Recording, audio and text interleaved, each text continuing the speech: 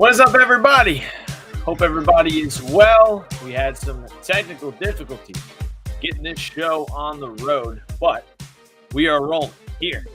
Tuesday, September 9th, 2025. We just came off of a Gateway weekend. Now we are heading into Bristol. It's one of my favorite weekends of the year. We get 4 races. We get ARCA and Truck on Thursday. We get Xfinity on Friday.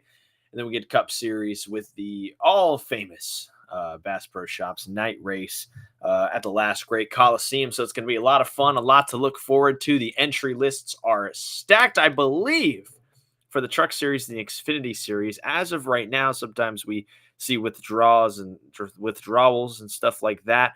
We will have D&Qs for both series. I believe one car will be going home. Sometimes we like that, sometimes we don't.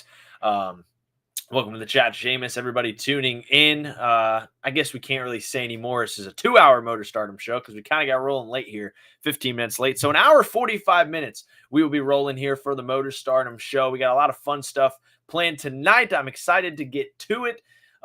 6 o'clock p.m. was supposed to be the Q&A session. Still will. Got some questions in from you guys today that I will be answering live on the show. Around 6:20, Mason Maggio will be joining us, co-host on the show, as most of you guys know. Carson Ware will be running double duty this weekend, ARCA and Xfinity. He'll join us at 6:30. Steve Malazzi, Mr. Law School Guy, also co-host of the Motor Stardom show, will join us at 7 o'clock. And then the grand finale, the main event, Garrett Smithley at 7:15 p.m. Eastern. A lot to talk about there. He's had a very active year and some fun announcements to come as far as the Over the Wall series. If you guys haven't seen it already, we'll talk about it a lot later, but new series coming out. Talking about the Xfinity series, going behind the scenes. Super blessed, super grateful to be able to work with them and promoting it, getting it out there. Don't know exactly when it's going to come out yet, but when that information drops, you sure will want to tune in, and Motor Stardom will surely have it for you. So, nonetheless, it was Gateway. Just a quick recap. Denny Hamlin was the winner over in the Cup Series. Connor Zilisch was the winner in the Xfinity Series. And the fun part about that Xfinity Series race was the regular season finale. And it set us up. It set the playoff picture for what is to come here in the future. You see it.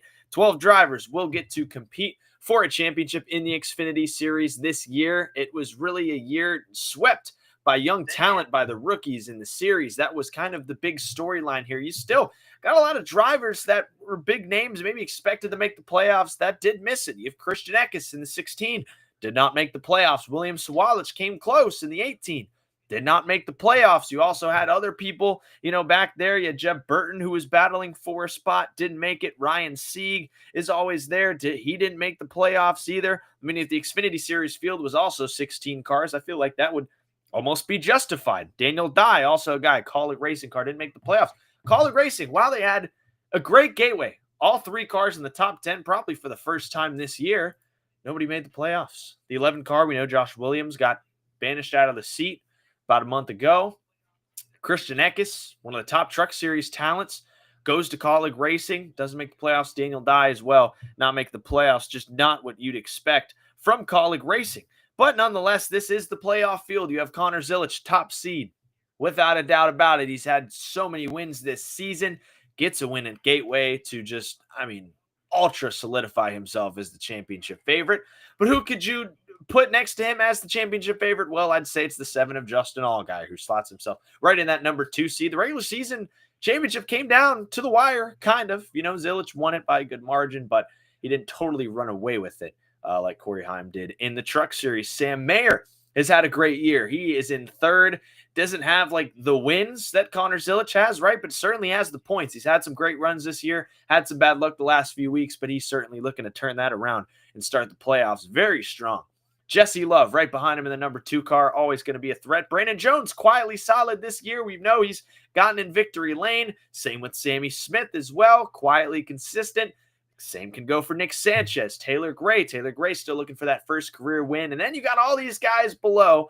Carson Quapple, Sheldon Creed. Do they make something happen? Harrison Burton, the big wild card here, right? Turns around AM Racing. They're very deep in the playoff standings last year. Not the playoffs, just the point standings in general. He turns that team around and puts them in the playoffs. So clearly AM Racing had some stuff.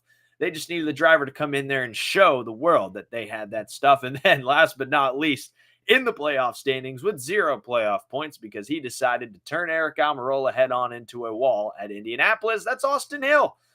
He makes the playoffs, didn't get kicked out of the playoffs, but he doesn't have any playoff points to back up on. So you look at a first round that we know is going to kick off with Bristol. Going to be a fantastic race. I just add, I'm going to say it probably a few times tonight, but my favorite race of the year, the Xfinity Series under the lights at Bristol. It may not be at the end, there may be some other races that were better, but as far as anticipation, I mean, it's old school, right? They are going to apply that PJ1. We'll see how the racing goes, right? But my overall favorite race of the year is the Xfinity Series race, the Friday night at Bristol. We will be seated for that one. But we got Bristol, we got Kansas, we got the Charlotte Roval. I think these are all tracks that certainly can play into Austin Hill's wheelhouse if need be. So we really like the Xfinity Series playoff field here. I think it's going to be something it's going to be a good playoff, right? You got the storylines, you got your top contenders, you got Connor Zilic, who is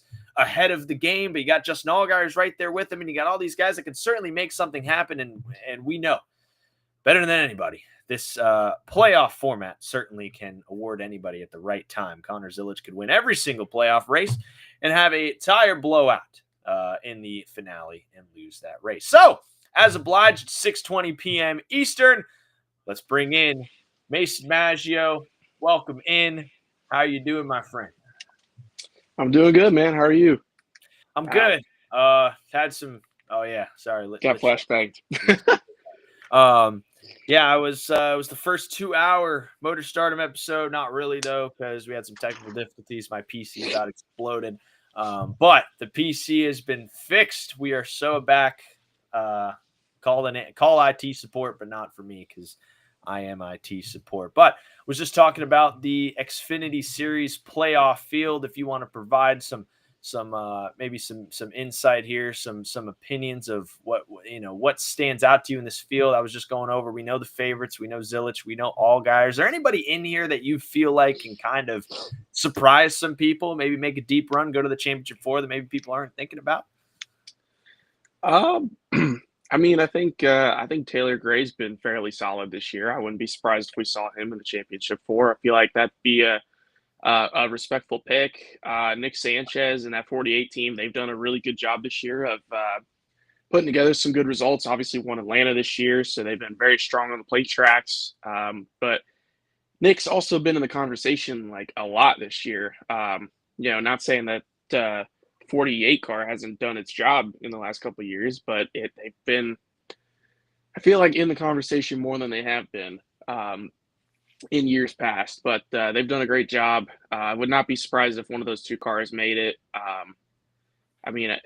Could the 00 make it of Sheldon Creed? I don't think it's impossible, but at the rate that this year has gone, it's been good but not great. But I think either the 48 or the 54 could be kind of that 4th slot that we could see going in the championship 4. Yeah, I think somebody like the 54. I mean, when you have somebody in the series that takes up so many of the wins, like Connor Zilic has this year, it's not totally far-fetched to say, okay, a driver could go to the Final 4 without winning a race this entire season. And I think if it's going to be anybody, it's some of the people that you named. I mean, Taylor Gray's just had super consistent season. Those can say he probably should have or could have won Martinsville right at the beginning of the year if all those antics didn't happen.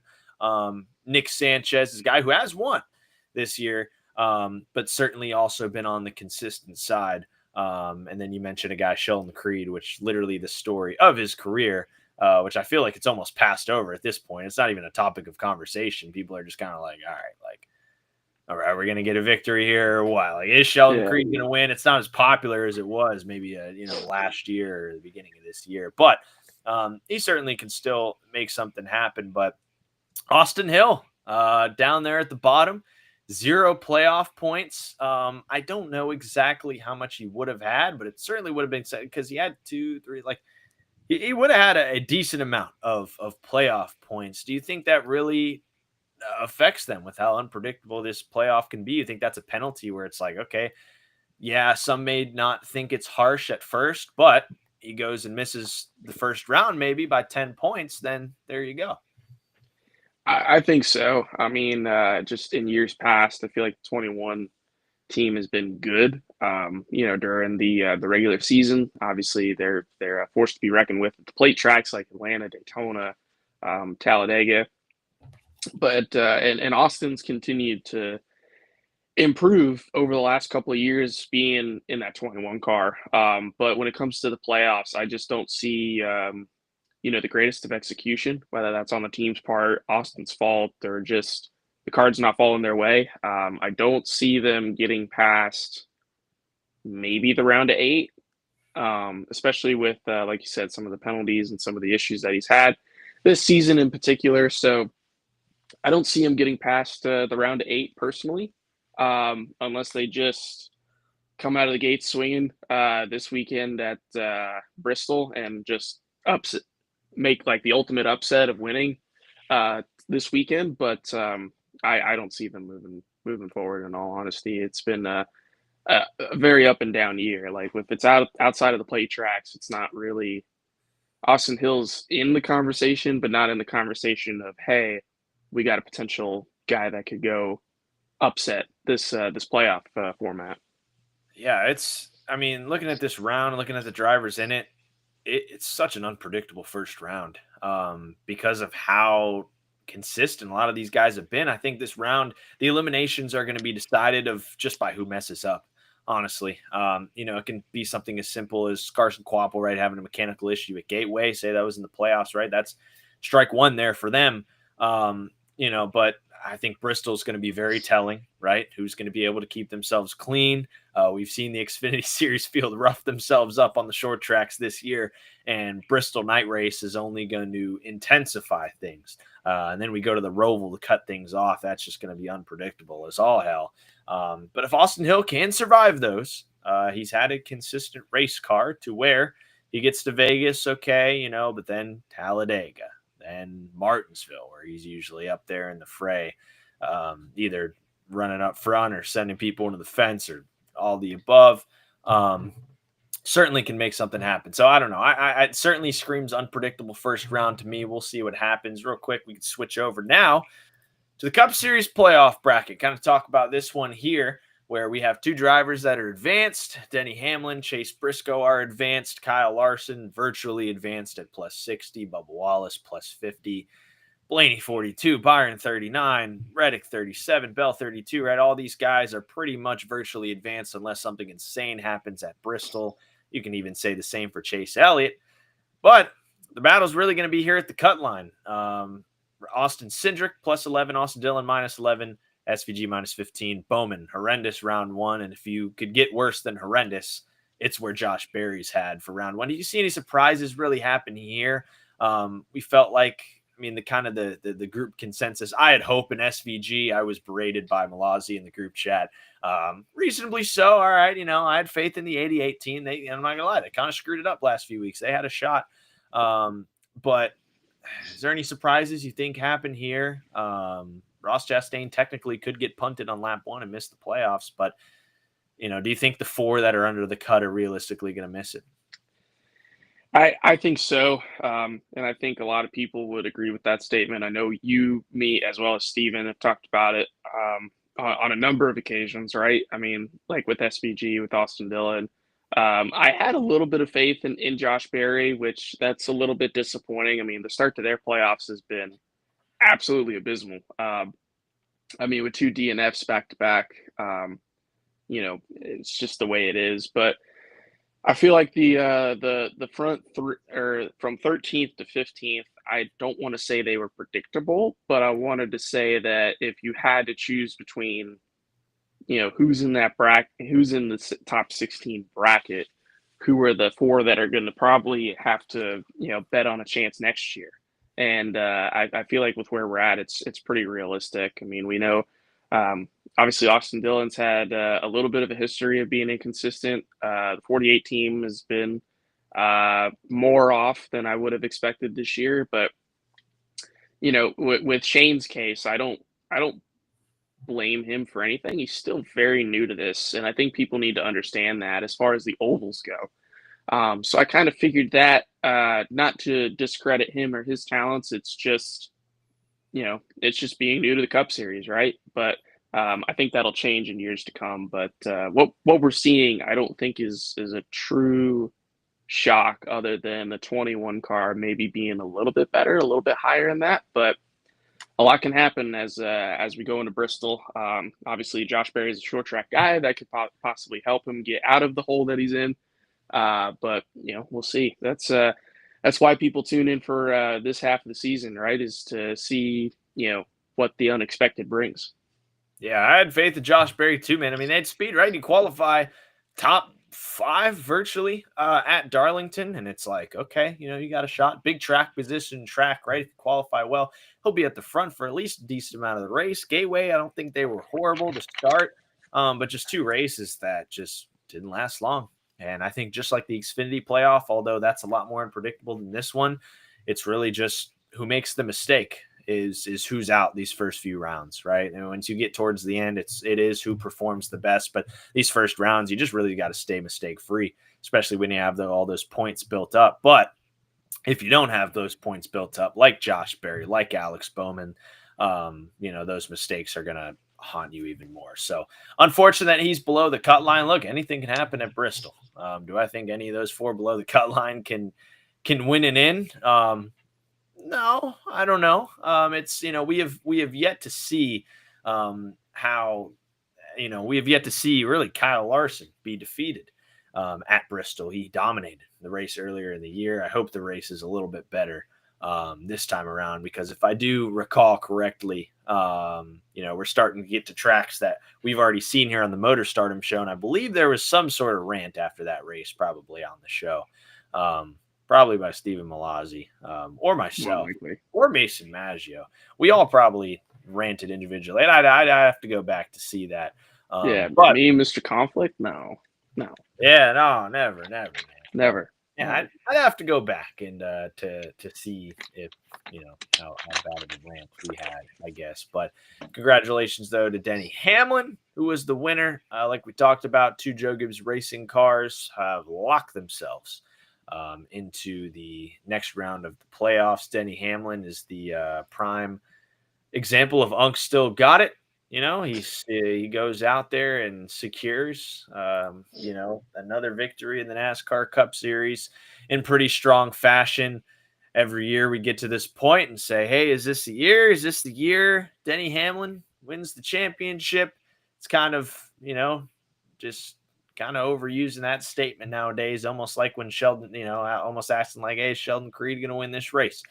That's how it feels asking if Denny Hamlin's going to win this championship. But, I certainly I have him going to the Final Four. I don't have a win in the championship. William Byron was my championship pick. But Mason Maggio, is this the year that Denny Hamlin wins the NASCAR Cup Series championship? It's hard to say nowadays when it's decided in one race at Phoenix. Like, I can't, like, it means nothing now anymore. Is this the year? I'm like, I don't know. He could get shot by a missile at Phoenix and, a car explodes and he doesn't win. He could be the most dominant car. You just never know. But hypothetically speaking, I mean, does it seem fitting, right? You're suing NASCAR and all this stuff going on the whole freaking year, and you end it by winning the championship and then losing the lawsuit?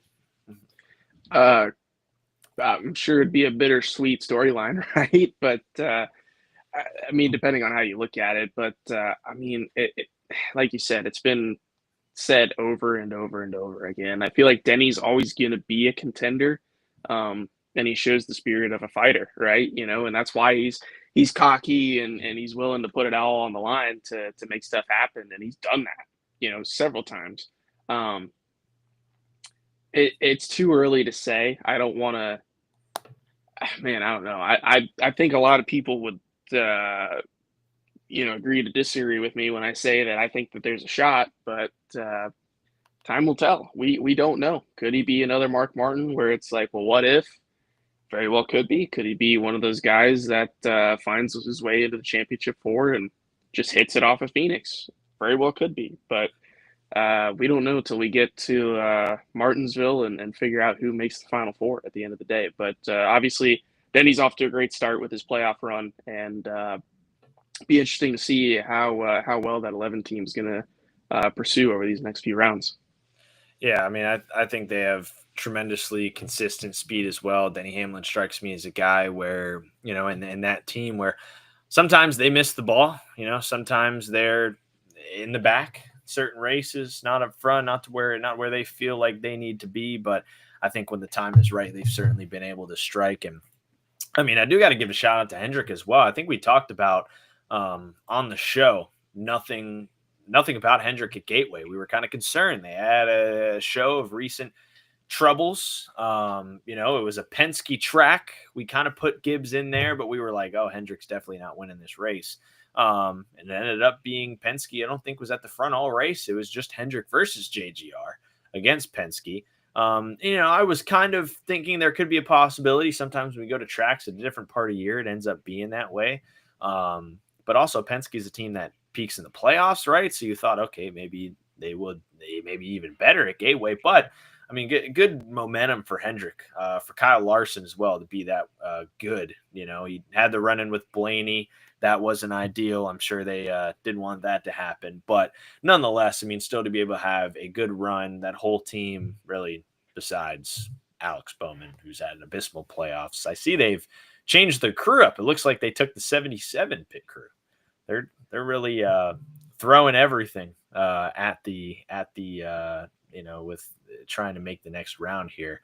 So see if it pays off. I don't know, some of their issues. Did they have any pit road issues at Gateway? I mean, obviously they had the Richmond meltdown, but I don't know if they had any. I don't remember if they did or not, in all honesty. But if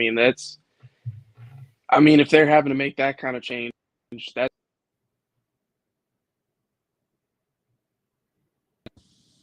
Mason Maggio's been taken away.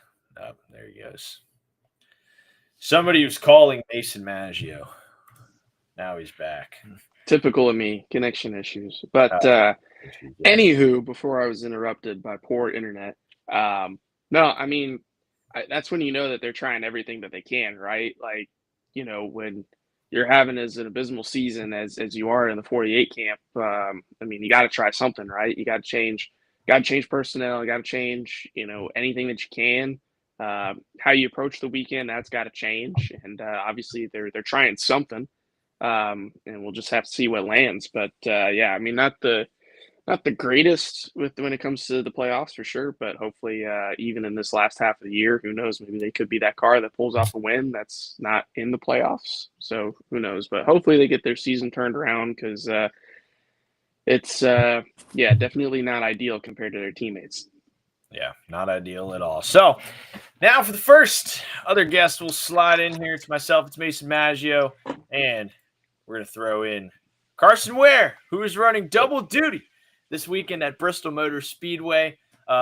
Crazy stuff. You've had a year in racing all sorts of different cars. You've been having some success on the Cars Tour scene. Now you're over here running the Xfinity race, back in the saddle at Bristol. Now you're running the ARCA Series race on Thursday night. How'd that come together, and how excited are you for that? Yeah, man. As first I just want to say I appreciate you guys having me on again. It's good to see you boys. So one thing, being a part-time driver in the Xfinity Series, one thing that's really important is quality seat time, right? In between the races and, being prepared for the chances and rides you get in Xfinity. And, it's kind of something my dad and I had discussed and played with the idea of. We weren't really sure, what the scenario would be, what the car would be, who it would be with, and what tracks we would do it at. But we had talked and spoken to another team also about putting some races together and having a plan for next year. And it turned out, that a scenario was available in a car, and we ended up pulling the trigger on it and firing it off at Bristol this weekend. So it's happened pretty quickly, but the car is going to be fully prepped and ready to roll this weekend. And I'm really excited. I haven't ran an ARCA car since 2019 in Kansas, so I'm just extremely grateful for the opportunity and the chance to have that seat time before the Xfinity race. Because Mason knows, and if for a part-time guy like me, it's like, Xfinity practice feels like a blink of an eye, right? Like right by the end of it, when you're starting to feel good and you got adjustment ideas and stuff, it's like, okay, you got to go qualify now. So, I'm excited to have a chance to go run up front in the ARCA Series and get some quality laps, and then apply all that knowledge to the Xfinity race the next day. Yeah, is this the first Rick Ware racing ARCA race? They can't be, No. right? So Kansas was my first one with Rick Ware Racing, but also too, back in the day, Timmy Hill ran the ARCA series for us. That's And right. back when I think we did some K&N stuff as well with Timmy, but yeah, we took Timmy Hill from ARCA to trucks, Xfinity, and to Cup. So we did a whole development deal with him. Okay, I wasn't. I was like, "There's no way it's the first Rick Ware." It's just been a little bit, basically. Yeah. We just had a little bit in between, but I mean, it's cool, man. You get double duty at Bristol. I'm sure you're amped up inside, right? It's the last great Coliseum. I'm sure the crowd. We know the big main event Saturday night, man, but I feel like the crowd's got to be bumping Friday night too. Like I know it's going to be hype. Yeah, friggin' Xfinity is always, especially at Bristol. There's just a different energy. It's got the name, the last great Coliseum, right? So it's electric when you get there, and it always provides really great racing for the fans and for the drivers. There's a lot of chances to capitalize and bring home good runs, and there's also, the other side of that where you could get caught up in some chaos or be a byproduct of something that's out of your control. But I think it's I made my first start there in Xfinity, and that was kind of where it all started for me in the national series and stuff. So I'm really excited for it. Oh yeah, look at this! Look at this beauty we're gonna put up here. Absolute beautiful paint scheme. Gosh, looks so nice, even on that old Chevrolet body. Just gives kind of classic energy. This is giving checkered flag energy, at least top 5 energy. I mean, right? Heck yeah. Yeah, I think we got pretty high expectations for the race, but at the same time too, I think we'll be very happy to bring home a clean car and top 10, top 5, and shoot, I think we'll have a shot to win it. We're showing up guns blazing, so I just want to give a good run for our sponsors, Costa Oil and Schaefer's, and just get this ball rolling and carry this momentum into next year with that car. Oh yeah, it's a beautiful race car, and I'll pass it over to some wise words from Mason Maggio. Yeah, well, that's not the only good-looking scheme he's got this weekend. He's also got the beautiful '07 Creepity Chevrolet. Like when Yeah. you drop this scheme, that's a good-looking race car if I've ever seen one. But kind of talk to us about that. Obviously, a new sponsor for you this year, and starting that new partnership. Kind of talk to us about how that came about, and what that could look like for you in the future. Yeah, so Creabity.com is the primary sponsor on this '07 SS Greenlight Chevrolet this weekend at Bristol.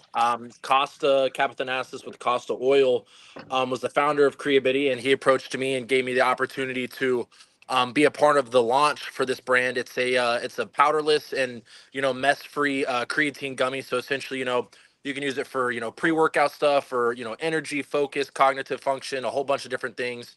And we'll be launching that. It'll be available on Amazon this weekend. And I was also given the opportunity to be a part and have ownership of the company as well. So I'm very excited and thankful to have this opportunity to not only get to drive the car with this beautiful paint scheme, but also to be a part of the company as well. So it's a really big weekend. We got the double duty, got a new company and brand launching, and it's going to be sick. And I'll have to get you guys some samples and let you guys try the product as well. And you can find it on Creabity.com, and also it'll be available on Amazon. Awesome. This dude's an entrepreneur. This guy's a man of many talents, which is Carson Ware, a musician, a race car driver, and now a part business owner. That's awesome. That's so cool that he as many hats as Carson wears, he literally and figuratively, he definitely makes something happen. So that's awesome for you. We're excited for you, and as two guys, myself and RJ, that work out, we definitely got to try some. We know creatine is crucial when it comes to working out, so it is a great supplement for it. So definitely have to give it a try. Heck yeah. Baby. Yeah, that sounds good. We're gonna have some Creabity creatine at the same time. We'll have a Density energy pouch in the other hand. Like, oh yeah, I feel like that might kill double you. I don't know. Creabity and Density, baby. Yeah. All right. Go up to the gym double fisted. You're ready to have a good time. Yeah. I don't know what that'll do to the human body when you take both those at the same time, but maybe we'll have somebody else find out first. But anyways, no, that's awesome to see, man. The scheme looks awesome. I mean, what is this? I mean, obviously when you first came on the show, I believe we were just talking about your deal that you would put together to run select races this year with SS Greenlight. Now you get to return to the seat at Bristol. What has that been like, now that you've had time to let that sit in? You've been in the seat a few times. Now you get back in the seat. You've been running some different, races throughout the year, different types of cars. You as a driver, as you get back more into the swing of things of trying to put together some full-time deals and things like that for next year and years beyond, like every driver is, what does that mean just to be at the racetrack? Oh yeah. No, I think that was the mindset that I had at the start of the year too. Whenever I made the attempt with Mike Harmon Racing in the 74 Daytona, I understand the importance of just being at the racetrack, right? And I knew that it was important to be at the first race of the year. And no matter what happened, I at least we were there as a team. We showed up trying to qualify for the race and being in a fire suit. You know what I mean? And that was a goal I had because that was something that I didn't have the ability or the chance to do yet. So I think there's a lot to be said for just, being at the racetrack, whether it's in a fire suit or, you're working on, deals or helping out with a team and being involved with the race in general. And it's each year it's kind of like a try. If you don't have a full deal inked together and you're still trying to talk with teams and finalize things, each year's is kind of like a tryout, right? You want to have a resume of good finishes, quality finishes, keeping cars clean, stacking results. And whether it's in NASCAR or lower series or late models and stuff, I'm fortunate that I've had a couple races with the pro late model team on the Cars Tour side, and was able to win a race, which was really special. And just seat time all over, man. It helps, whether it's in late models or, national series stock cars, it all goes towards, a bigger goal and a hope and dream to be full time.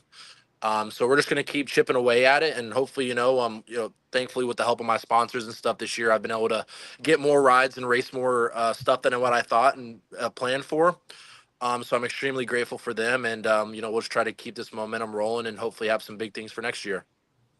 Yeah, I mean, you got some great partners. To know that everybody over at Costa Oil are great people. And shout out to Arby's because they have the meats. And I want to kind of talk about that for a second here real quick. Get you a Jamocha shake. Yeah, baby. I still haven't tried the Philly cheesesteak, man. I need to get on that because it was big Chicago promotion. I literally saw it everywhere, like everywhere you walked. I mean, Arby's did a tremendous job with that. But what did it mean just for you as a brother, as a son, as a person that's a part of the Rick Ware Racing family, to see Cody Ware absolutely dogging the field at Daytona, right? Get the lead, right? You get the lead, okay. Cody Ware's restarting in the lead. He played strategy, right? Here's the 51. All right, let's see what happens when they take the green flag. But no, he stays out front, right? And then people are like, okay, well, whatever, next gen maybe, he's just, people can't pass him, saving fuel, whatever. No, he gets past and then he comes back to the front and takes the lead again. I mean, what did it mean to see all of that happen? I know you were cheering him on. I know you were happy for the team. I mean, me and Mason both, talked to your dad before and after the race and how cool that was for them. How cool was it to see the 51 of Cody Ware out front on national TV? So I'll start by saying it's super cool and it's a really special feeling, but I can also tell you how stressed and anxious I am. I am pacing, I'm doing circles. Anytime there's a caution, I'm like, it's a very very anxiety ridden race for me, but all because it's very exciting, right? And the potential and what the possible outcome is when winning the race.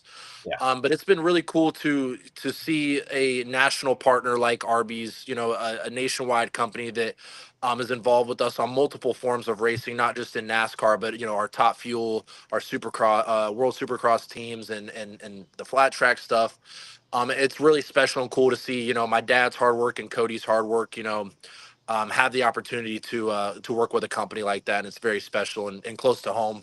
And also our super speedway racing and Cody's ability at the tracks like Daytona and Talladega is freaking amazing. I mean, every time we show up, I have the feeling and the idea that, there is a real shot that we could win this race, and obviously a lot more goes into it than just, being up front and lead laps. It comes down to cautions and pit strategy. And also too, do you have the right drafting partners? So, a lot goes into it, but it is really cool to see our progress over the years and our ability to show up to super speedways each year and compete and run up front and lead a lot of laps. It's really cool. Yeah. I'll swing it over to me. I would definitely agree. I mean, I feel like obviously with the next gen car, but I mean, people don't realize like it's more than just riding around and trying to utilize the air right in order to get good finishes. I mean, if I've learned anything about plate racing in my couple times doing it between trucks and Xfinity, I mean, you've got to be aggressive. You got to still go out there and race. It's not just holding your foot flat to the floor. And Cody's done a really good job of that over the last couple of years. And I feel like every time we go to a plate racing cup, Cody's usually in the conversation. So that's been really, really cool to see that, and to see that for, not only Cody, but for you and your family, as, you guys have grown tremendously over the past, almost 30 years as an organization. So, I mean, to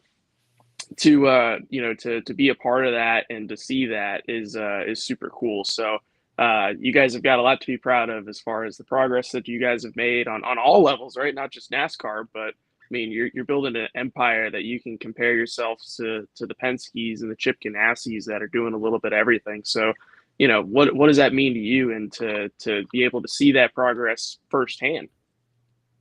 Yeah, I'm just proud of my dad, and I grew up watching and being able to get, a little bit of a trickle down effect of his passion and love for just racing in general, right? Not just stock cars. It goes from, World Supercross and Supercross dirt bikes to flat track to top fuel drag racing. I mean, if there's any sort of race going on with wheels and a motor, my dad loves it and he wants a part of it, So it's really cool and special to be, you know, one of his sons and be able to watch him live his dreams out, and accomplishing the things that, I know that he loves to do and be a part of, and, you know, partially sometimes I get a little bummed out because his driving career was cut short a little bit due to an injury and whatnot. And, he didn't get to race as long as I know that he would have and wanted to.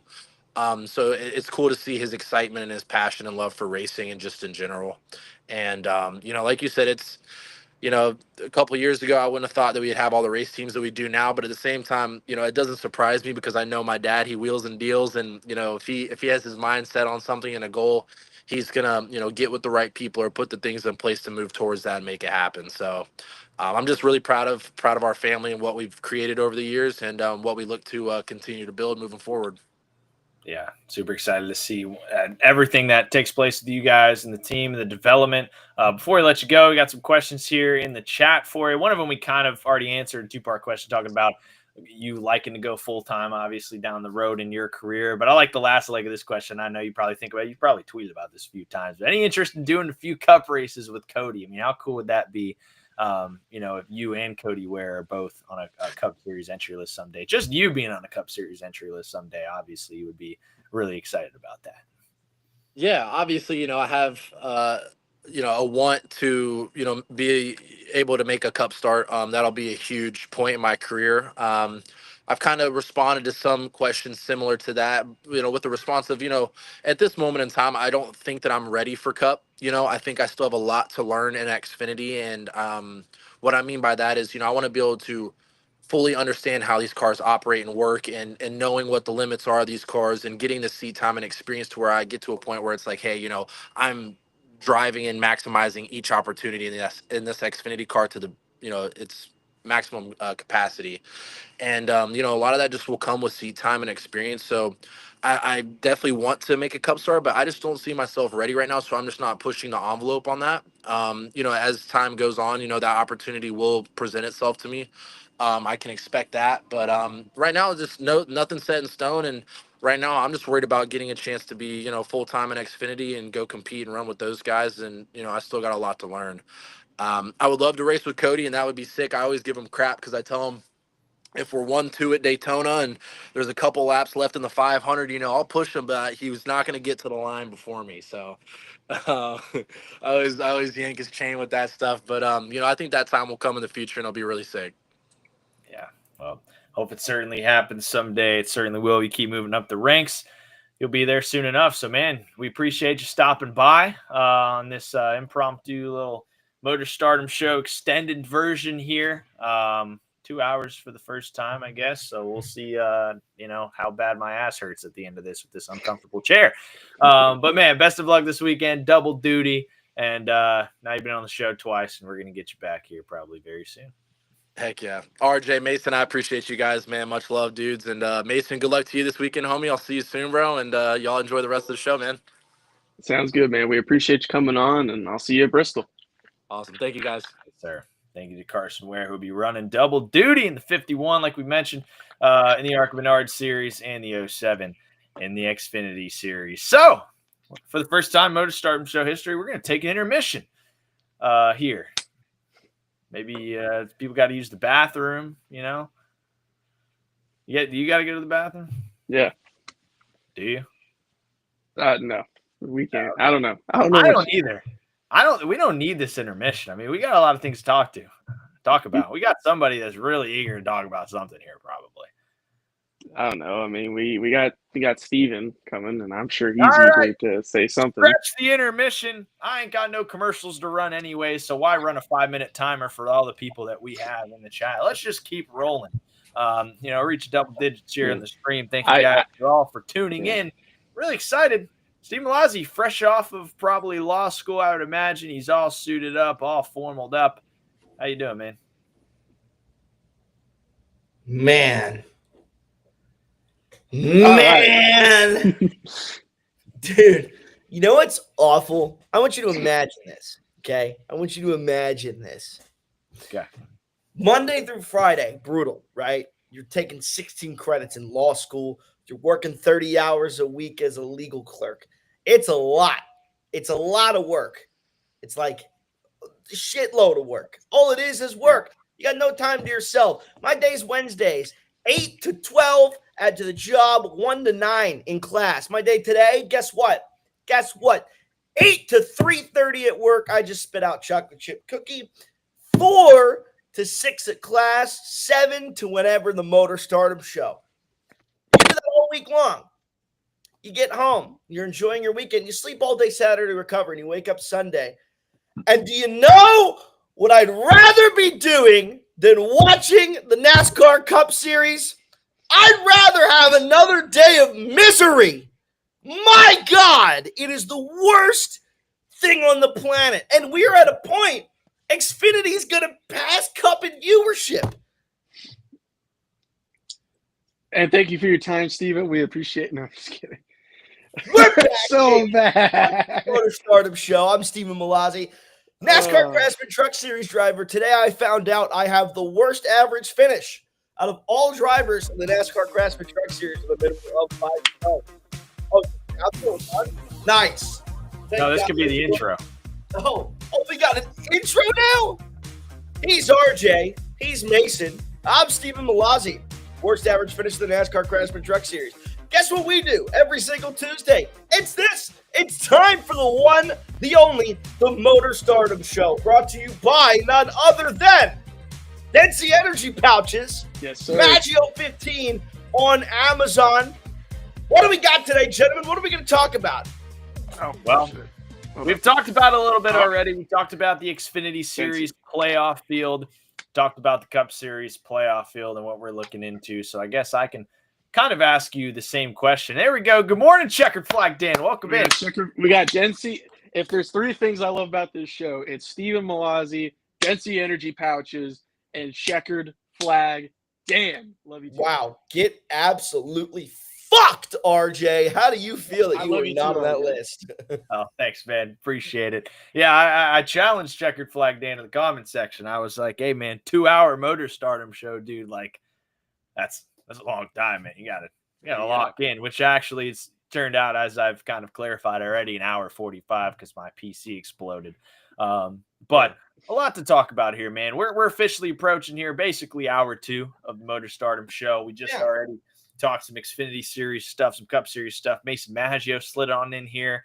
Then we had we will have Garrett Smithley, but we had Carson Ware come in here, talk to him. And now we're going to be talking some more stuff. We got some exciting stuff here coming up.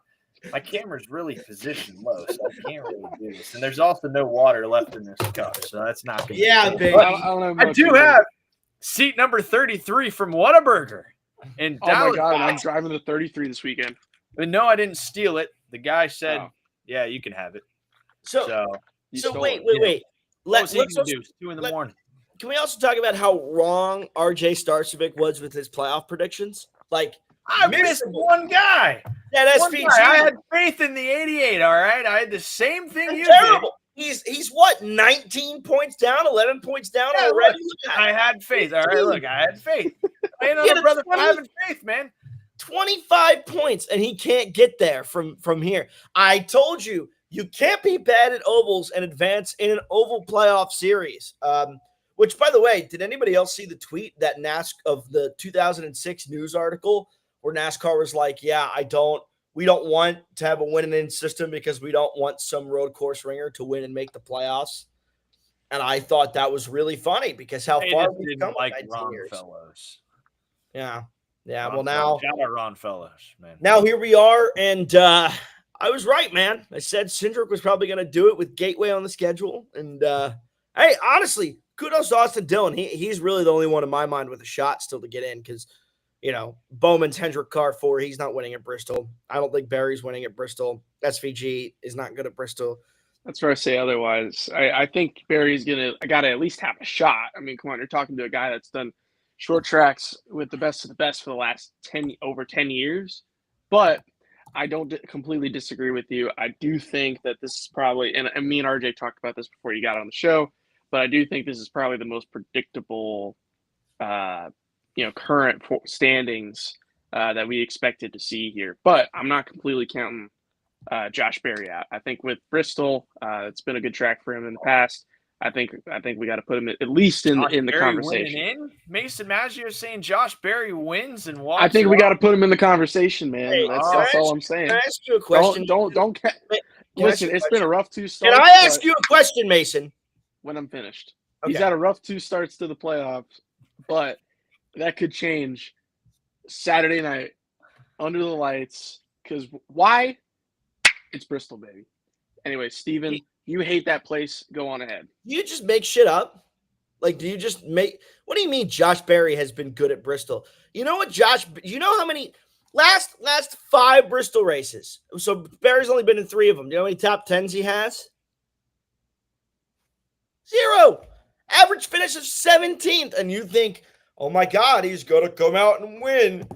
Shut up, Mason. Go. Hey, man. God forbid I got a little faith. You know? God forbid. That's what I'm saying, man. Hey, that's what I'm saying, man. I had faith in the 88 team. You know what? They broke it. All right. They failed. All right. Messed up strategy. God forbid me and RJ get a little creative. SVG fed on pit road. This isn't a creative race car. This is a silly, stupid race car.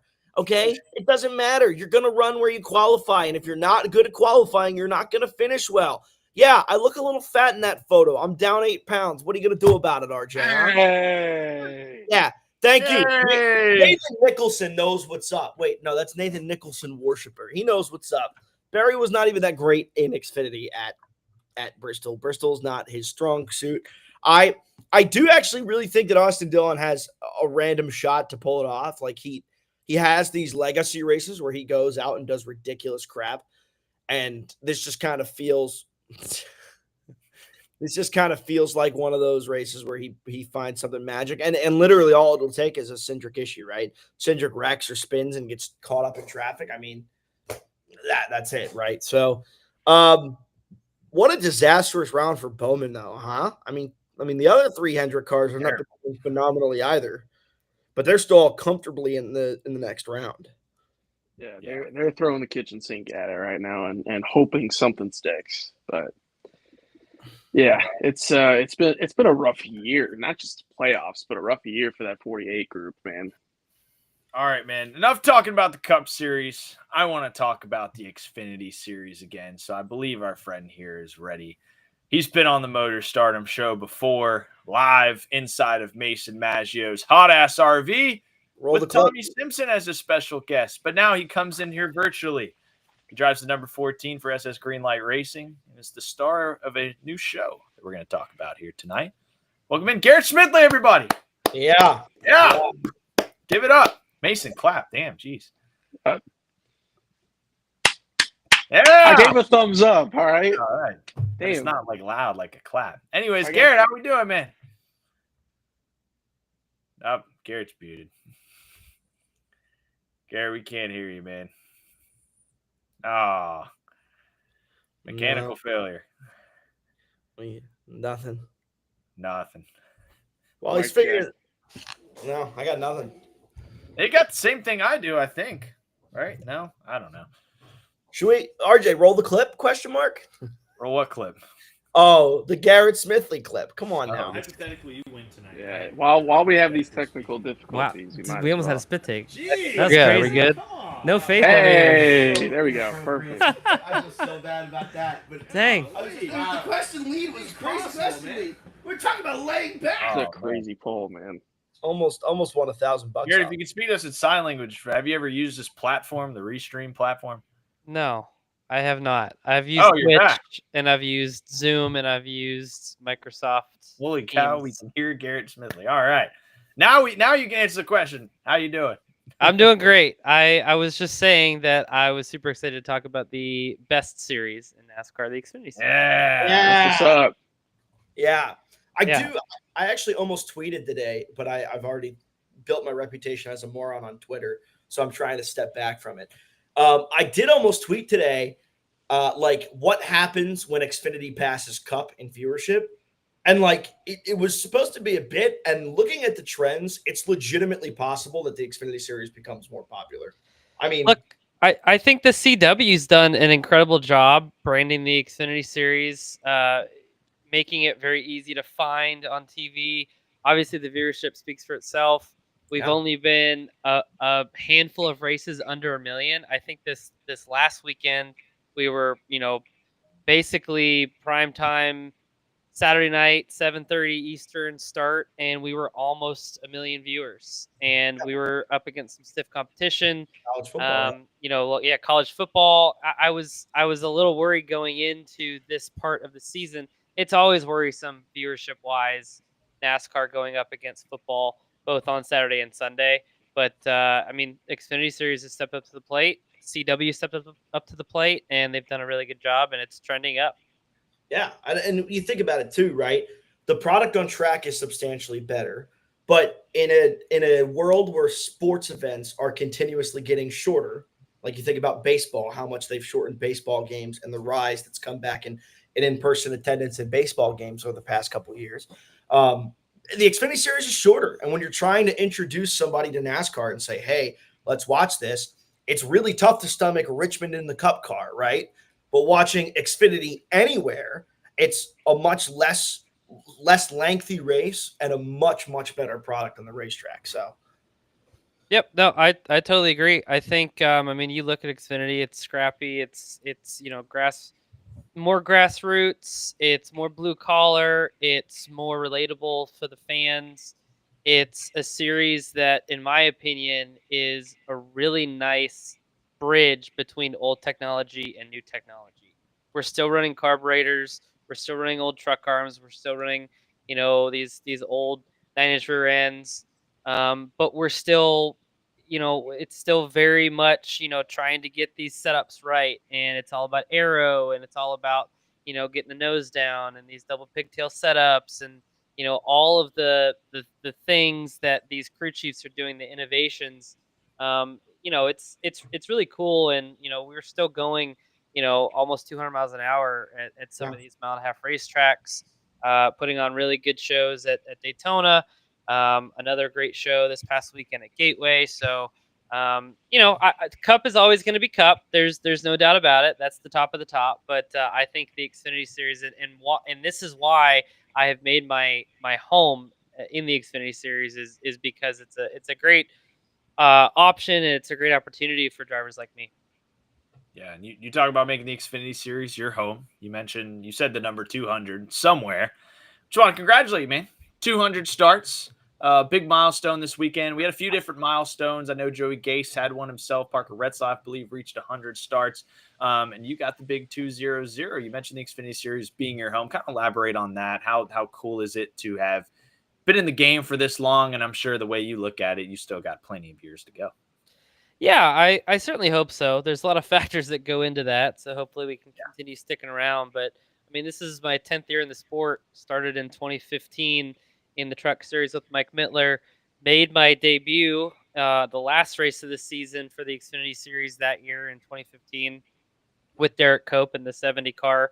It was actually pretty cool. I saw him in the garage and asked him to come by if he had time to do a picture with me, just because he was my first Xfinity start. So that was pretty neat. And then, JD Motorsports, Johnny Davis giving me the opportunity he did to run the majority of the Xfinity races. I only did, I believe it was 4 truck races before my first Xfinity start, and still to this day, I think I only have something like 5 truck races. So Xfinity's been my home. I think I've got 76 something Cup races, which that in and of itself is incredible to me. But I I just dreamed as a kid to get to NASCAR. I had no idea if I was going to be able to stick around, if I was going to be good enough to stick around, if I was going to be good enough to continue bringing sponsorship, and it's I've made a living at it for the last 10 years, and it's been an absolute blessing. And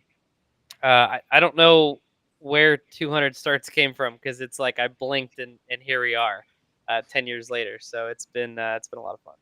How many starts are you at, Mason? In Xfinity, probably about 12, 13. So I got some work to do, to say the least. Okay. Almost there, man. You'll get there. You'll keep Hopefully. pumping with your. Hey, you got your mentor down here. We're gonna roll some clips later that I've been given, and we're gonna get to see the true mentor in Garrett Smithley for Mason Badger. So that'll come up here soon. Garrett, I want to ask you a question, kind of as a guy that's been racing majority of the year in the Xfinity series. I look at this playoff field here. We get the playoffs is about to start for Xfinity. I look at it as probably the most unpredictable round of 12, in my opinion. Like, I think all of these guys, it's going to take a mistake out of somebody, and that's what puts them out. And the question I asked Mason when we started the show, and Steven can answer too, because I don't believe he answered it yet. Who do you feel out of this group, besides Zilich, Allgaier, right? Mayer's up there. Who do you think can surprise some people here, who can, make a deep run, make it to the Final Four that people aren't necessarily talking about? Yeah, I do. I gotta disagree with you a little bit. I think round of 8's a little bit more unpredictable, just because Talladega's in there, Martinsville's in there, Las Vegas is. I just meant compared to past years of like the series. Oh like, yeah, looking at these 12 guys, like absolutely. I mean, it's a stacked field. Any one of these guys can go out there, any given week and win. Obviously Connor Zilich has been the class of the field. Allgaier's a favorite. If he gets to the round of 4, he's obviously going to be a favorite going into Phoenix. But some of these guys, Sam Mayer has been sneaky fast on road courses. We got the Roval coming up as the end of the round of 12. So, that could be something. Taylor Gray's been really strong. He's been like itching for a win and been there and been on the cusp. Carson Quaffel's been good. I mean, he was super good at the at COTA earlier this year. Sheldon Creed's got a million second place finishes. So, he's on the cusp still trying to get that first win. I think there's going to be a lot of surprises here. I see Harrison Burton. If Harrison can get through to the round of 12, I think you see him as a threat to win Talladega. And, for him to win Talladega, get to the round of 4, I think that would be a really cool story as well. Yeah. What about you, Steven? What do you think?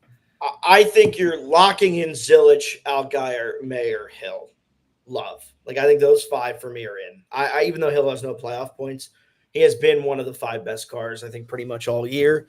I think RCR and JRM have been the 2 best teams in the Xfinity Series all year. And you can throw in that 41 team, right? The 00 hasn't been quite as good. And honestly, to me, like, Burton is definitely the underdog. Like, you're looking at a roster of Haas, JRM, and Gibbs right here, and then obviously RCR too. And Burton's just the standalone AM racing guy. So I think he's the biggest dog.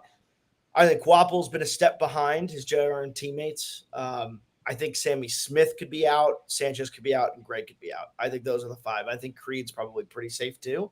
But he's had a tough go. Like, he's had some rough stretches this year where he has just not performed well. And if he stays cold for 3 races, he's done. So my 4 out, I'm gonna go Sanchez, Burton, Gray,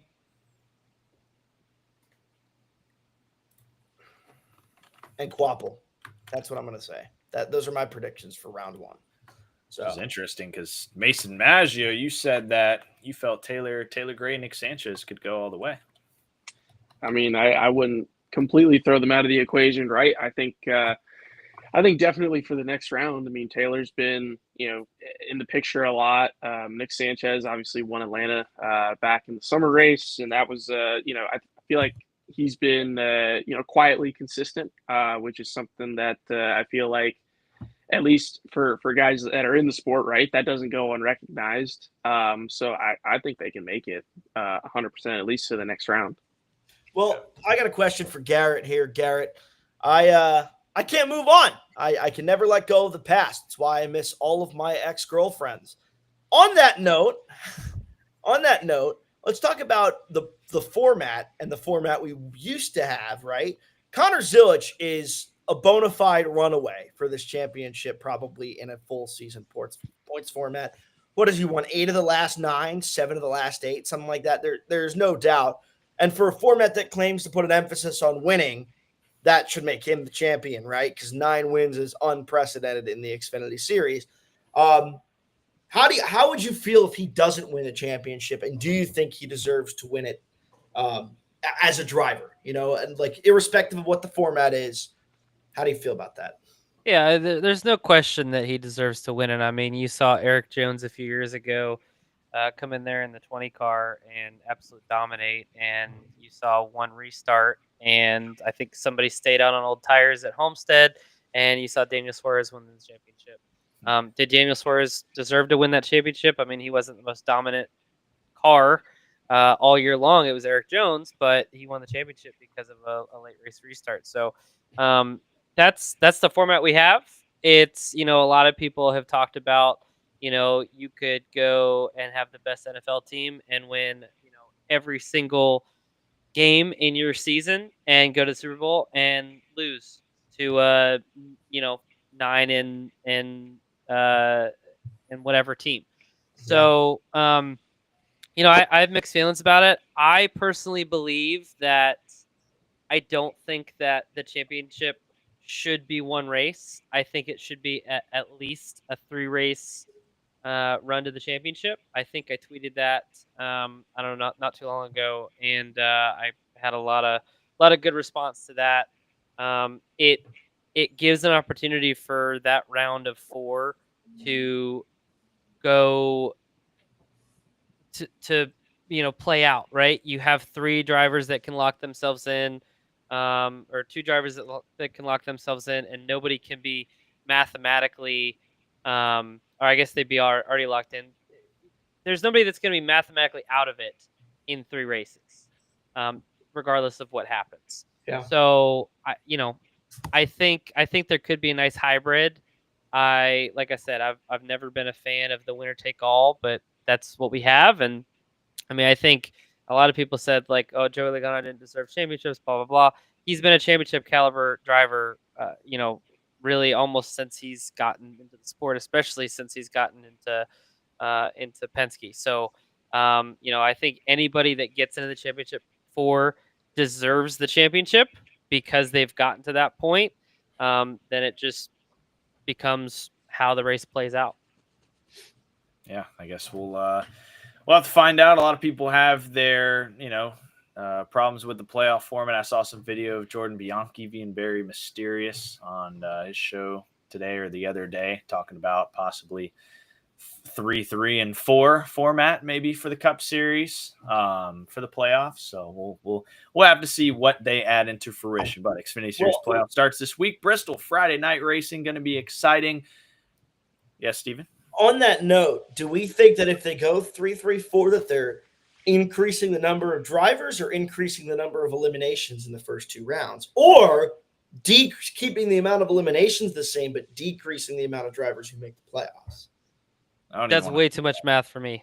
Yeah, I was going to say I barely passed math as a kid, so that's the last thing I need to be doing is. Dude, I don't even want to think about it because I thought of the same thing today when I saw that video, and I'm like, first of all, this freaking sucks. First off, it's really easy math. It'd be 6 and 6 in the 2 rounds if you were doing it in that format. Yeah, but I didn't want to do it. Okay. Yeah. All Look, right. look, you got one 6-count nugget meal and another 6-count nugget meal. That's a 12-count nugget meal, right? It's that simple, bro. That's all you got to do. All right. Anyways, enough playoff talk. Brain hurts. We'll get back to that later. We'll talk about something really fun. Got to announce it this week. I see it on your shirt there, Garrett. We got a new show. We got a new series coming out down the road. It's called Over the Wall, and we've gotten to see the trailer. We got to see an exclusive clip come out a few days ago. I'm glad. I was appreciative, blessed by the people. They granted me the access and ability to put that out there. It looks like it's going to be a lot of fun, man. They got to go behind the scenes. Mason Maggio is a part of it. We'll see a clip here in a little bit. Garrett, you're a big crucial part of that show. We got a lot of drivers involved with it and teams, some of them that are on your shirt, like SS Greenlight Racing, Alpha Prime Racing. First of all, I mean, how cool is it that this just was a thought, this was put together, and now is actually coming to fruition? Yeah, it's incredibly cool. It's been a passion project of mine. Myself and Ian Jones, our producer and director. He has been a producer out of Hollywood for a long time now. Been on some pretty big projects: American Chopper, American Hot Rod, Dirty Jobs, those type of shows. So he's really good with the unscripted world. And he came to me, I don't know, probably 3-something years ago now, and came to me with this idea of Over the Wall, and being behind the scenes of NASCAR. We worked on it for a long time, trying to just put all the pieces together. At that point, I was with Ware Racing in the Cup Series. We kind of brought it to him a little bit. We kind of bounced around, and I was bouncing around with different teams. I didn't really know where I was going to end up. I was at the Cup Series at that point, and then the next gen car came in, and really kind of, to be honest with you, priced all my sponsors out. So then we went back Xfinity racing, and I was just trying to get my footing there. And then this year landed, basically full time with SS Greenlight and BRK Racing. And we came together last year, shot the pilot late last year with Alpha Prime, and it's been a really, really cool experience for me. It's two passions of mine. I grew up at doing theater and musical theater and being on stage, and honestly, if I didn't go the racing route, I probably would have gone the entertainment route and either moved to New York City or LA. So look at Carson Ware. Shout out to Carson Ware. I love Garrett with all my heart. Love you, bro. So inspirational. Big time Xfinity Series driver Carson Ware this weekend, and Double duty. Team car 07, yeah, and running the ARCA race. So shout out to him. I will be there Thursday and Friday supporting him and our team. But back to the show. Just a really cool experience, and it's two passions of mine coming together: the entertainment and the racing. And it's exciting. It's exciting to not only be on the camera, but I'm also an executive producer on the project, and that's been a lot of fun, learning about the industry, learning about the entertainment industry, TV. There's a lot of similarities between the two industries, and it's been really cool to learn. Yeah, that's cool. I didn't know that part. Executive producer Garrett Smithley. There we go. We just learned that Carson Ware about 30 minutes ago. He was on the show for a little bit, previewing his weekend upcoming. Oh, good stuff. We just learned that he's an entrepreneur, part owner, part business owner of the company on his car, and now Garrett Smithley's an executive producer. So clearly, there's a lot of things that people don't know about you guys, huh? I'd say so. Carson's been awesome.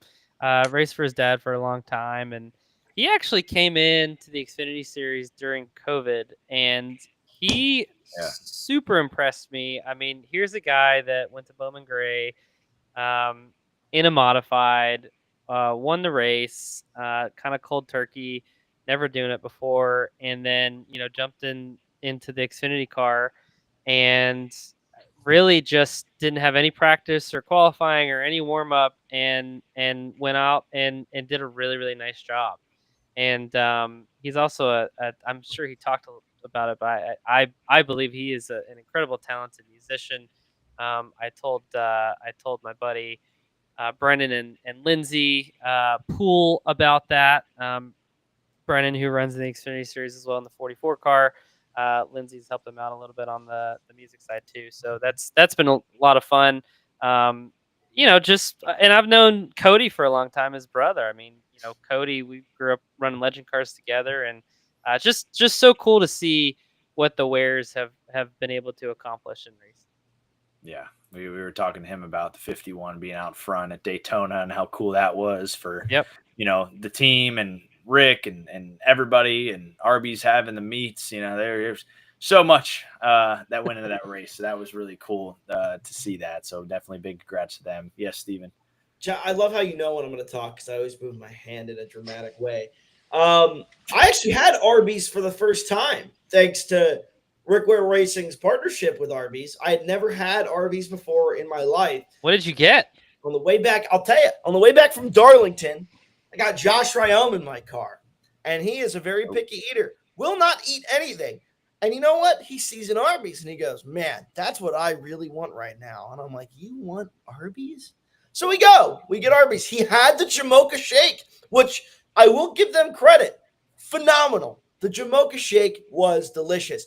I got the beef and cheese. I feel like it's a pretty standard number one. I think it's number one. It might be number one or number two. Pretty mid. But the Jamocha Shake, honestly, would go back to Arby's for the Jamocha Shake. Phenomenal. The French fries are also really good. The roast beef is pretty. I mean, it's like imagine you think you're going to get fast food roast beef. That's what it tastes like. But Jamocha Shake, great.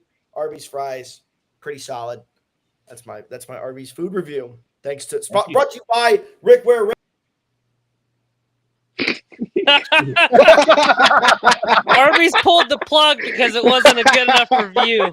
Yeah, we were like, we pulled the plug. That's awesome. That is so classic.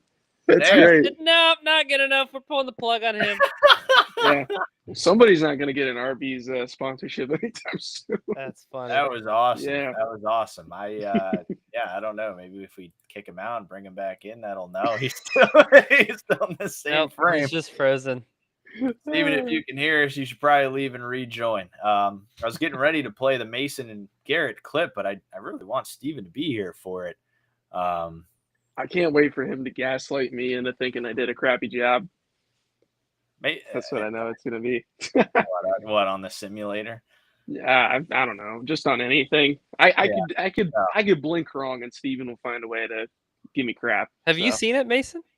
I had. Yeah, you sent me the first episode. Yeah, okay, thought it was. I loved it. I was watching it on my vacation in the Keys. Good. It was great. No spoilers.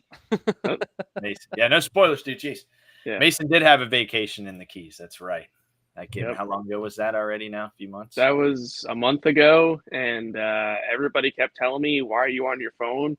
I said, shut up, Over the Wall is on. That's my show. See, Arby's got him. Arby's got him. They quite literally got him.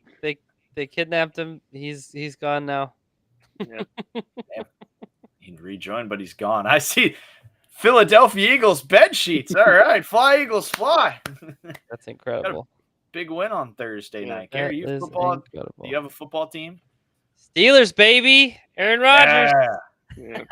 Here we go. Aaron Rodgers. Here we go.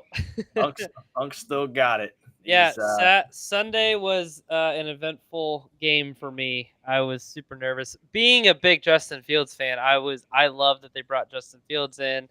I did not think that they did him justice. I think they should have kept him. I'll go on record in saying that, but they brought in Aaron Rodgers, and tell you what, if we can get the old defense tuned up a little bit, I think we got a little bit of a football team here. Yeah, week one. I mean, what a game though! Damn, what a game! Absolute back and forth between those two, and Steelers come out on top. I thought that was the best game I had seen, and then the 4:00 window comes on, and those games were decent, and then Sunday Night Football. And then the Bills. I mean, listen, I'll tell you what. Being a Steelers fan, we needed to have the Ravens lose, right? So I see the Ravens just absolutely kicking the Bills around, and I'm like, well, here we go. That's it for that. Okay, fine. And I think I turned the TV with about 4 or 5 minutes to go, and I was like, well, that game's over.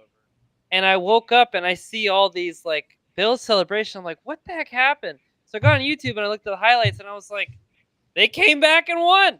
I couldn't believe it. It's crazy. Amazing game, and then I won $90. So I was like, okay, this is the best game I've ever watched. There you go.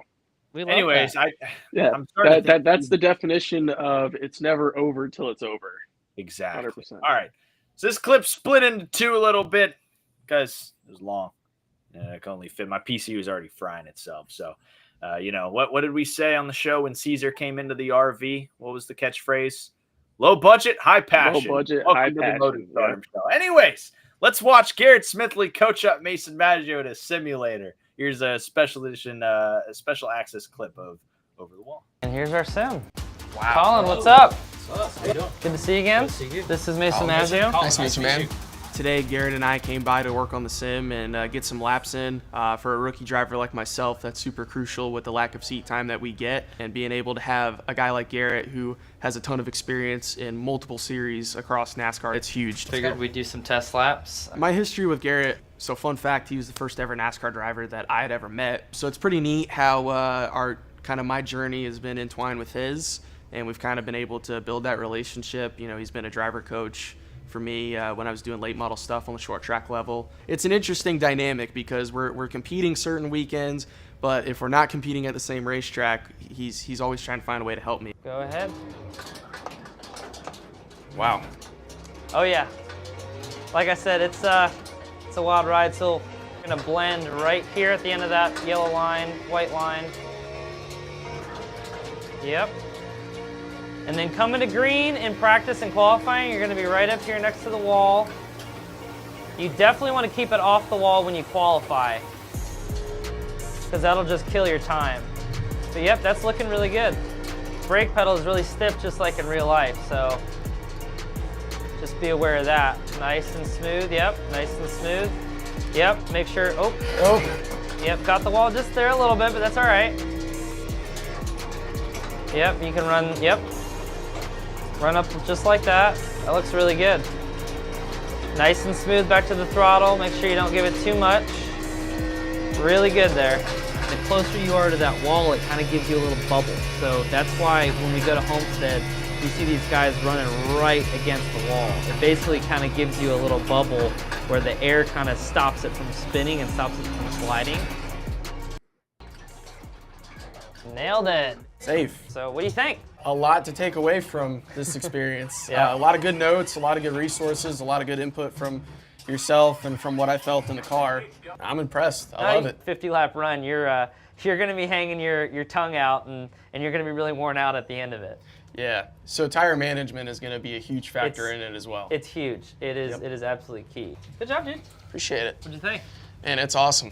I'm glad we have this training tool to help us prepare for races. Yeah. All right. There's a short clip there from Mason Maggio's little cameo and Over the Wall, getting coached up by Garrett. Great coaching there, Garrett. You were on him. Yeah, I was actually thinking about that earlier this season when we were at Homestead and he was driving the 53 car and we were terrible, like from start to finish. And if it wasn't for some strategy that played out in my favor, he would have beat me. So I was thinking about maybe I gave him too good a pointers there.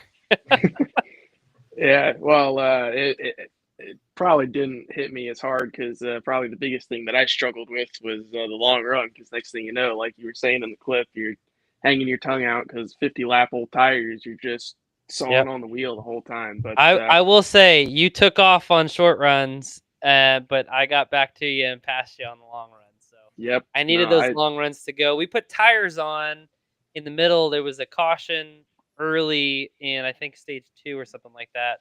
Put tires on. We were driving to the front. We were going to get stage points and then caution and then caution and then caution and then caution. I think we ended up like 16th or 17th in the stage. But I've always liked long runs no matter where we're at. I think so. Steven Malazzi is apparently stuck under his bed. What he texted me is he went to go check his router and his foot is stuck under the bed. So on the other side of this room, which I can show later, is the router, but it's like in between my bed and the drawer, and I had to lift the bed up a little bit, but now I can't bend down and ever lift it back up, and my left foot is stuck underneath the bed. This is a complete disaster here on the Motor Stardom show. Garrett, I will say that clip was fantastic, man. I really enjoyed watching that. But I am indeed stuck under the bed. This is spiraled out of control. What are we doing? My roommate gets home and lifts up the bed. I'm at a loss for words here. I don't even. I am beyond confused. Beyond confused. Dude, this is truly like I think I can handle a lot of funny things. I'm actually somewhat embarrassed. Like, this is really stupid. like so. How do you think we feel right now? Well, anyway, you thought we've seen it all. Anyways, Steven, you have fun with that, man. Wait, okay, bye guys. Well, I'll leave you here in the queue. We'll keep you there, but you get out whatever you need to get out. But what if I want to participate in the group discussion? You can still hear us. Well, yes, of course I can hear you. All right. You see the TV in the background? Like you see the reflection moving of my arm waving? No, we don't see that. Oh, okay. Yeah, like I can literally see the screen from where I'm standing. I just can't. Yeah. All right. Anyways, after that, we'll get back to the show here. Mason, part of it, some nice slicked back hair we got going on here. What product you got in that, man? I don't know. I looked like I threw that together, in all honesty. But yeah, no, I've certainly gotten a lot better with styling my hair than that. That's for damn sure. Well, you're looking good. We're glad you're part of the show. And then, just a detail back on the clip, you're talking about being, part of the producing, part of the producers of the show, Garrett. I mean, this kind of circles back to what we started talking about with the Xfinity series and how important it is to you.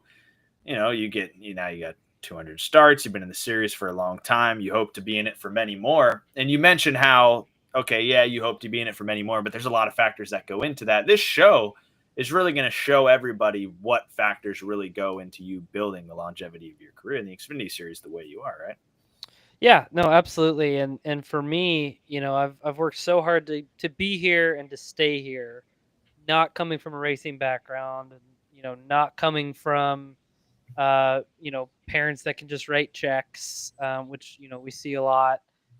Just doing it grassroots and doing it the old-fashioned way, learning the business, learning how to navigate, sponsors, how to navigate teams, and what to say, what not to say. Working with a lot of people, learning it, up and down. It really put myself in this unique stage in my career to do this. And when Ian comes to me and says, "Hey, we want to shoot with this guy, we want to film this guy, we want to, we want to do this, we want to do this," I had to put all that stuff together behind the scenes. I had to find the contact with NASCAR to talk to them to clear it. I had to, contact Tommy Joe, contact all these different race teams. And meanwhile, like while we were doing all those things, I was still actively racing, still, trying to put together sponsorships and trying to put together, all of those things. So it's been a lot of fun. And for me, I hope that it leaves a mark on the sport. As a driver, you can only do so much. But, I've been so passionate about NASCAR. I've been such a big fan since I was a very, very young kid. And my hope with this is to educate the viewers, educate the fans, what we really have to do, what it really takes for us to go to these races. And, myself, the driver, Bobby, Tommy Joe, everybody involved as car owners, Beth and Randy Knighton coming on board and investing in SS Greenlight Racing. in an ownership aspect. All of the things that I had to do to put that stuff together. I want people to know that, like, if you've seen the sizzle, if you've seen the previews, we don't fly around on private jets. We don't live in mansions. We don't drive, $1 million cars, whatever. We're just like everybody else, just trying to make a living and, trying to live the dream that we live. It is a cool life that we live, and we're blessed, and, I don't take any of it for granted, but it is very, very, very hard work. And it's not just that we show up to the racetrack and go race. There's some drivers that do that, but a lot of us, myself, Mason, Steven, anybody in our position, even Carson and, Josh Malicki, Ryan Ellis, Brennan Poole, like there's just, you know, so many drivers out there that we are just grinding every single week, paycheck to paycheck, to go racing and to take care of our sponsors and to stick around the sport. And that's what the show's about. Yeah. How cool is it for you, Mason? I mean, just detailing off of what he said, to be a part of something like this, where obviously, you can classify yourself as that group of drivers who are doing the paycheck to paycheck, right? Not flying private jets. You're grinding week to week for every opportunity to get to be a part of this show, for everybody to get to see you, Mason Maggio, a part of it. How cool is that for you? It's really cool. I remember Garrett sending me a text being like, "Hey, can you come meet with me this day at APR?" And I was like, "Sure, why not? I don't know what it's about, but I'm gonna go check it out." It's something that I've preached for the last couple of years, is be open to any conversation, right? Did I know what that conversation was going to be about at the time? No, but I'm glad I had it. I feel really blessed and thankful to be a small part of the project in some capacity, and it's really cool.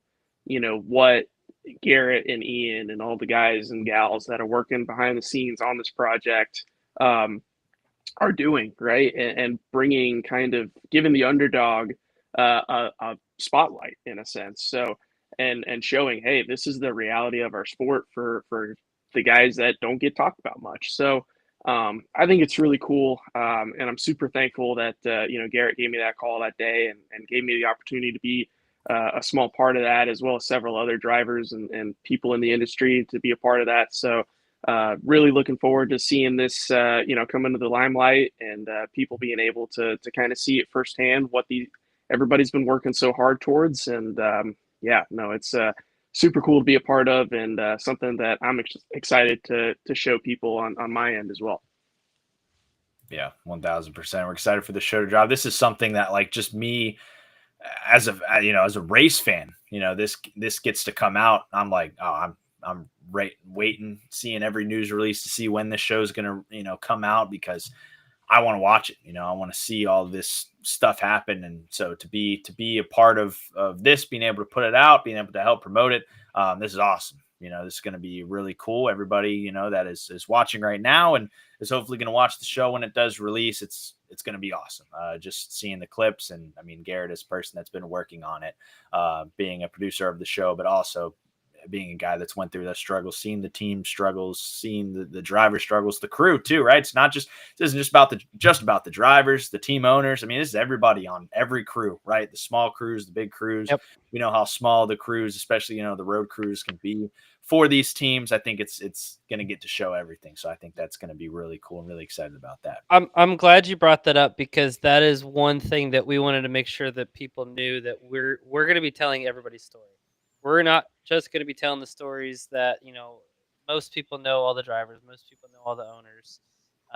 We are going to tell the stories of our pit crews, our road crews, our hauler drivers, our marketing media folks, our sponsors, like everybody that makes this happen, from the owner all the way to the tire guy. I mean, it is like everybody, all hands on deck. And we really wanted to really push the fact that, hey, there's so many stories in this garage that don't get told. It's easy to talk about the drivers and the team owners, but we want to talk about the folks that that really are the heart and soul, and really what make these teams go. And it's the people. It's the people behind it. It's the crew chiefs. It's the car chiefs. It's the mechanics. It's the underneath guys. We've got guys that stay in the shop and only work in the shop. We have a fab guy. We have a guy that does all of our engines, puts in, does all the plumbing and all that stuff. He's gone to 3 races this year. So telling that guy's story and telling the guys that are truly behind the scenes, that's what this is all about. 1,000%. And now we will bring in. He's back. All right. Who has didn't even notice until I read his message in the chat saying he got out, and then looked up at the top and saw him staring at the screen. Garrett, I'll be honest. Let me jump in here. That sounds phenomenal, and I'm really glad that somebody is telling the stories in the garage that deserve. I don't want to take away from what you're sharing, because what you're sharing is actually awesome and exactly the type of thing that NASCAR needs. NASCAR needs to root for people, not root like we don't have football teams. We don't have the Steelers or the Eagles, right? We've got people. You can find people to root for in the garage. And somebody might root for the tire guy of the 19 truck in the truck series. Shout out Joey Hammock. Like there are guys that you will root for just because you hear their story being what it is, right? So I think that's a great thing, and I'm really happy that somebody's stepping up to the plate. Totally. And that's exactly what our thought process was, is to bring those stories to light and to talk about, hey, there's pit crew guys that go over the wall that are not D1 athletes. There's guys that have 9-to-5 jobs that just, work whatever during the week and then come and pit on the weekends. I mean, that exists. And they're very good. They're very successful and very good at what they do. So, that's, you nailed it right there. Right. Yeah. Sometimes there are lawyers who show up on the weekends to to race in the NASCAR Truck Series. Yep. Right. So, Cameo. Tommy Simpson. Tommy's in it. Tommy's in it. Tommy is in it. We're talking. Tommy's in the show. He's watching. Oh, this dude's watching. Yeah, Perfect. I just heard him knocking very aggressively on my door, and I was like, "Who could that be? What could it possibly be?" And I knew it was him. So this makes a lot more sense. Yeah, we love Tommy Simpson in this household. We do love Tommy Simpson in this household. I'm about to ask a question for Garrett. Oh boy, he's going to ask the question. Should we be concerned? No, I'm just gonna plug myself. Okay. Said he's gonna plug himself. Okay. I think for season 2, we'll do a segment on drivers that get stuck under bets. I think we'll do that. How many of us could there possibly be? I mean, come on. I can tell you probably one. Probably one of one. Yes, you do know of one. You will have enough content. Tommy Simpson. His question is on screen. He says, "How bad was your spotter in practice this weekend, Garrett?" Well, I will say that my practice spotter was not my regular spotter, Brent Wentz, who does a fantastic job spotting week in and week out. We had this scrub. Go for it. Probably needs a haircut. It's probably why he didn't spot very well. He had hair all in his eyes and was weighing him down. I didn't crash in practice, so I guess we'll give him a B+. Wow. That's actually a really good rating. We'll give him a B+. Tommy Simpson, spoiler alert, Tommy Simpson was in fact my spotter for practice this weekend. Wow. So, a man of many talents. What's next? Is he going to drive the 14? Maybe. I asked him if he wanted to this week. I'd recommend not. I think the problem is he's a little tall to fit in my seat, so it's just logistics. I'm not. We'd have to loosen the belts a little bit. He's a tall guy. I think we got to start him in the ARCA Bristol. We have to tighten the sub belt a little bit. He just said that was very nice of Garrett to say. So Tommy Simpson could get his street car, enter the ARCA Bristol race, and he would still not be the slowest car on the racetrack. Well, that's good to know. Thank you for showing up unexpectedly. Oh wait, speaking of ARCA, Speaking of ARCA, well, Tommy, you can be here. You cannot be here. It doesn't matter. Tommy, Tommy. No, Garrett's saying that you could be a part of this conversation. Oh. Talking to Arca. No, I'm saying he could if to. he wanted to. Anyway, Yeah. regardless, Alex Club is ARCA. hiring. I don't know if I talked about this the last time I was on the show, but since we brought it up, I was in the suite in Charlotte Motor Speedway, and I was watching ARCA, and Cletus McFarland was up there, and he was actually running pretty good. And so I was looking at lap times. I was like, oh, that's pretty good.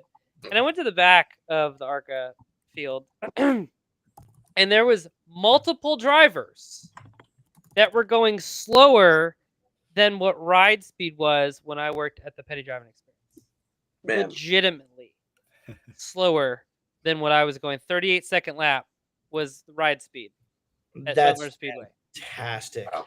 Yeah, and I could not believe it.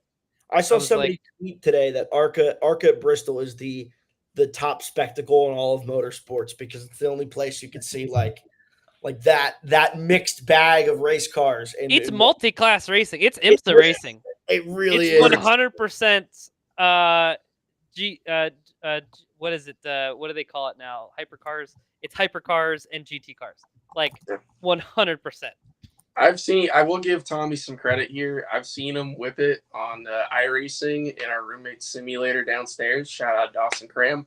And Tommy's actually impressed me on like several occasions to where I was like, wow, he actually like ran a really good, respectful race. I mean, you could have just said that I was faster than the GoPro Motorplex. Wow. I also would like to point out SS Greenlight had a team outing at Indianapolis last year at a go-kart track right after Rev had a sponsorship event, and I was faster than both Andres Perez and LeVar.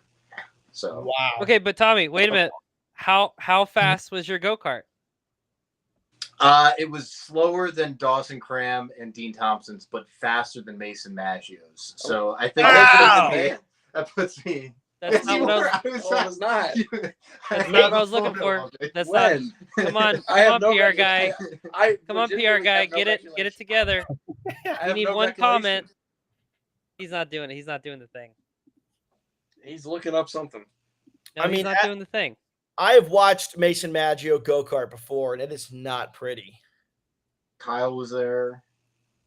Damn. Tommy, Dean was there. Would you say your kart was? One might say it was as fast as Xfinity Internet. Mason's definitely needed some O'Reilly Auto Parts. Yes. Nice. Oh, dude, he's really good at sponsor plugs. He interrupted one of Garrett's interviews when he finished 8th at Daytona did that exact plug. I have very forgetful drivers, so sometimes I know that they need reminding. I mean, Garrett just had top 10. He's not thinking about what I'm about. He didn't interrupt. He enhanced it. Thank you. There you go. That's a great way to put it, actually. It is. I don't know. Do we need to run blessed it with my presence? I think is the word you're looking for. Do we need to run it back? Is the question, because I think my cart probably not be as crappy as it was that day. See, not only that, I found the time screens too. Flip the camera. There it goes. Wow. Yeah, bro. Wow, Mason Maggio almost lost this. How long is this track? I don't know, but I mean, GoPro is like 60 seconds. Oh yeah, I guess GoPro's 61, 62. Yeah. GoPro is fun. You have to do it once. I don't think people who are outside of go-karting realize that GoPro is like a premier facility. Like that is like where like top tier go-kart events are for like competitive car racing. I don't know what my lap times were. The fact that they run rentals on that is crazy. I love that place. Mm-hmm. Yeah. So do we need to run it back is the question. Have like the SS Greenlight duo of Tommy Simpson and Garrett Smithley, and then you just got me, and then we'll see who's going to be on the top. And me. I'm pulling up. Oh yeah. Mason well, RJ and Steve, you in October. Yeah, I if would they give come you up for the Roval, maybe that's what we got to do. I gotta redeem myself. I'll block like hell for you, driver. We actually had a really cool deleted scene that me and Mason ran. It's deleted? We did. Well, you saw episode 1. Was it in there? No, but I didn't know. Well. I didn't know if it was gonna show up later. That's why I asked. But I do remember that because yeah, we filmed out at Trackhouse and it was actually a lot of fun. We had a big old brawl. Yeah, That honestly is what I'm most excited for about the show is how much of the stuff that I said that I told them to cut, they actually cut, and B, how many bloopers there are. Because if you know Jason Miller, I mean, he is made for TV, but I don't know what it is about you, Garrett, but you seem to just find crew chiefs that are made for TV. I mean, Yeah. both the ones you have this year are just experienced veterans in the film industry. 100%. But we got one more question for Garrett and Tommy. You can stick around for this because maybe it came from Tommy. But our Density Energy question from the fans. Garrett, what's the best advice somebody's given you? Pretty simple. Are you ready for this? I'm ready. Don't suck. Nice. Wow, that's I was expecting the patience never give up phrase that he pulls up, but wow, that caught me for a loop. Mason Manager, are you racing the Roval real quick? Because we got to get Checkered Flag Dan some garage passes. I don't know if I'm running it or not, to be honest with you. I really don't. Sorry, I didn't want that to get lost. Garrett, back to you. So on a serious note, I mean, that is a piece of advice that's actually pretty sound. I would say there's two things. One, one of my former roommates said this: if you don't like it, change it. I love that piece of advice because I am a huge proponent of like action and not reaction. And if you don't like something that's going on, change it, make it happen. Do whatever you need to do to make that happen. The other thing is, and this isn't anything that anybody specifically has said. I think it started with Ferris Bueller, but smell the roses every once in a while. Like, enjoy the ride. Like, for what we're doing, it is so high intensity, high pressure. There's a lot at stake, and just enjoy what you're doing. I mean, I was pretty upset with our performance this past weekend at Gateway, and I had a lot of high hopes with this particular car. Did a lot of good changes to it. Even though we had some brake issues, we were decent in practice and actually, ran a pretty good qualifying. It was no doubt all spotter there. But then we were pretty bad in the race, and just nothing really went our way. Didn't have a whole lot of attrition. Finished bad, and we were getting on the plane to get back home, and Brendan Poole actually was just like, "Hey man, like, it sucks, but like, look what we're doing. Like, we're going to the racetrack. We're making a living being a race car driver, and there's a lot to be said for that. So even the worst days out on the racetrack, it beats the best days anywhere else. Shout out Brendan Poole. Yeah. He's become a really, really good friend of mine since the JD Motorsports days. So just enjoy what you're doing. Just enjoy it, and that goes for anything that you're doing in life. Just make the best of it. Sorry, we got a little philosophical there. No, that was good, man. It was inspirational. Shout out Brendan Poole. We had him on the show before. He's a great guy. He has certainly a tremendous racing story, both interesting and inspiring, and awesome. Great race car driver. Yep. So shout out to him. But yeah, man, that was definitely nice. Shout out to the spotter this weekend at Gateway. Helped you tremendously with all those adjustments you needed to make. And boys, it's approaching 8:00. We've had a great show here. I've been on here for a long time. We're hour 45 into this stream, and we're getting ready to cap it off. Any closing remarks, anybody? No, I mean, I guess for me, I'll just say that, just quickly, like, I genuinely appreciate being a part of the project, Garrett. Garrett and I have known each other for several years. He helped, like it said in the documentary, he's helped me with a lot of stuff since, I started late model racing in an entwined deal with RWR, and, very thankful to be able to call Garrett a close friend, and definitely excited to see what the future holds, not just for the racing career, but with the the documentary, and if this guy bothers you, I know where he lives, so I'll just leave it off that. Steven. Yeah, that's me. Hi. Yeah. You got stuck under a bed. What's new? Oh, are we doing it? Are we rolling? No, not that yet. But I was just kidding. Anyway, never mind. All right, Tommy Simpson. Anything you got to say before we roll off here? Best advice I ever heard was from one Bobby Dotter, who said, "If your car's on fire, jump out of it." Wow, that's a good one. Always good one to keep in mind, especially for the drivers. Not everyone's as accident prone, so not looking at anyone in particular. I've had a good reputation of keeping cars clean. What are you talking about? Do you not really? on the go-kart track? I mean, I don't have anything else. The best. Excited about the show. It was cool to see the behind the scenes of it. What I also will say is it was made by great people. I'm still texting the crew on it. It's a very well produced show. All the people were incredible, and it was cool to have essentially a team of 24 people. Definitely they really felt like family for the first 3-4 months of the year, and excited to see how it all comes to life. I know that all the crew guys put in a lot of effort. They had to make a lot of sacrifices to make it happen on their end. So I think everyone at SS Greenlight's excited to watch the show and see if Garrett's acting chops are up to snuff. Yeah, I'd say so far he's looking pretty good, man. I was invested. That trailer, that first episode, man, I was like, man, this guy Garrett Smithley's got me ready to run through a wall for this damn show. That's right. I'm over the wall, rather.